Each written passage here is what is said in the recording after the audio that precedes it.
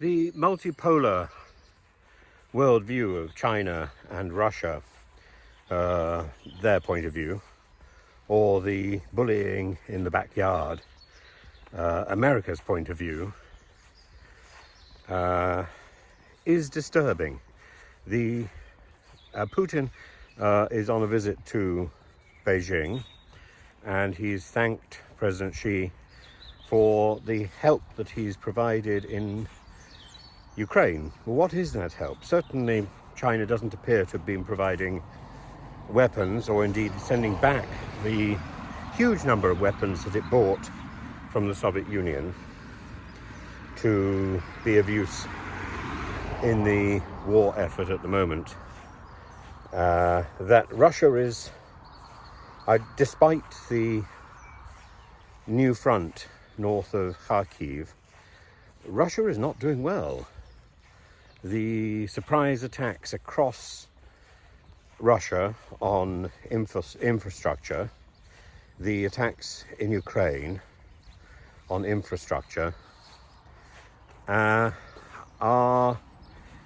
disturbing, and Ukraine is still waiting for this tranche of help from America. Now, of course, that may be the last help it gets. So this is an endgame situation in Ukraine. And what is Russia getting from China? Well, it's probably getting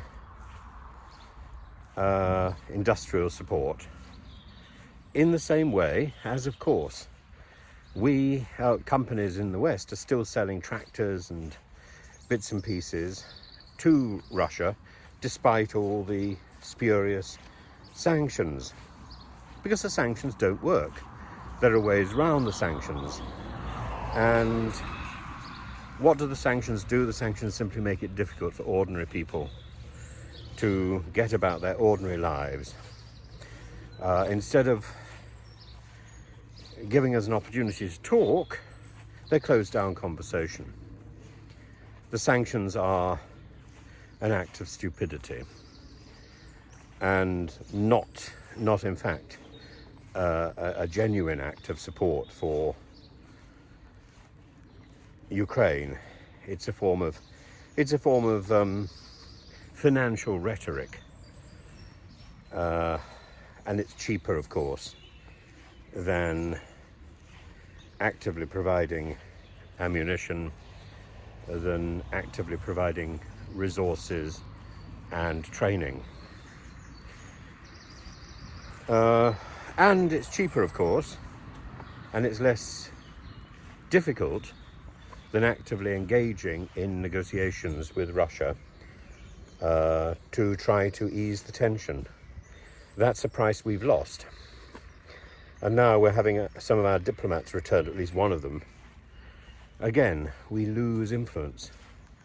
And we're told by the British government that this was a price they were willing to pay to stop Russia messing around with our society. That's not going to stop Russia messing around.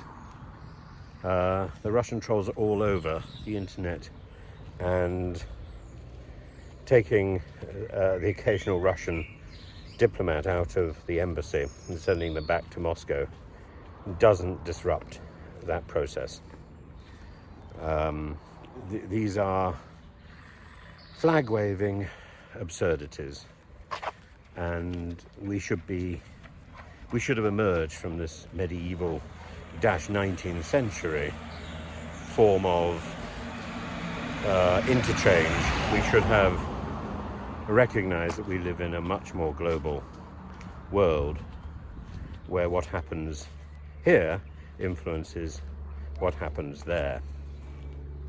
We live in a world really where King Charles's butterfly is active in the instrumentation of chaos, but it's not an accidental chaos.